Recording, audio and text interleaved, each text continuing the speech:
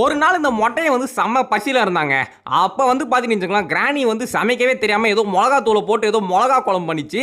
அதை வந்து பார்த்தீங்கன்னு வச்சுக்கோங்களேன், மொட்டை தலையை ஆஹோ சாப்பாடு அப்படின்னு சொல்லிட்டு வாயை எப்படி திறந்து பார்க்குறான் பாருங்களேன். உள்ள 10 எலி போலாம் போல. பால்டி உஷாரா வந்து என்னடா சாப்பாடு நாத்தடிக்குதுன்னு சொல்லிட்டு உஷாராயிட்டான். இந்த மொட்டை மண்டையை அப்படியே எடுத்து வாயில போட்டான் பாருங்க. சரியான காரம் போல. மொட்டையை வந்து ஆஹோ ஐயோ அப்படின்னு சொல்லி ராக்கெட் மாதிரி பறந்து அப்படியே வந்து பார்த்தீங்கன்னா கீழே விட்டான். திடீர்னு வந்து என்னடா இதுன்னு பார்க்கும்போது சொட்டை தெரியாமல் அந்த பானையை வர மொட்டையை வயிற்றுல போட்டுருச்சு. அதுக்கடுத்து வந்து பார்த்தீங்கன்னா பால்டியை போட்டு அடிக்குதுங்க கிராணி சம்மந்தமே இல்லாமல் இது பண்ண தப்புக்கு. அதுக்கப்புறம் வந்து பார்த்தீங்கன்னா கிராணி வந்து தன்னைத்தானே ஒரு டாக்டராக நினச்சிட்டு மொட்டையனுக்கு வந்து வைத்தியம் பார்க்குது. இது வந்து பார்த்தீங்கன்னா ஒரு பாய்சனஸ் கெமிக்கல். அதை எடுத்து மொட்டை மேலே போடுது. இது வந்து என்ன நினச்சிட்டு இருக்குது, இது என்னன்னே தெரியாமல் சும்மா அதை போடு இதை போடுன்னு சொல்லிச்சு. இதை போட்டோன்னே மொட்டைனுக்கு என்ன தெரியல, மொட்டைனுக்கு நரம்பு தள்ளிச்சு இருந்துச்சு பாருங்களேன். அப்படி துடிக்கிறான் பாருங்களா, ஆடு மாதிரி துடிக்கிறான். ஐயோ விட்டுருக்க அப்படின்னு துடிக்க ஆரம்பிச்சிட்டான். திடீர்னு பார்த்தா ஹார்ட் பீட் லோன் வந்துருச்சு.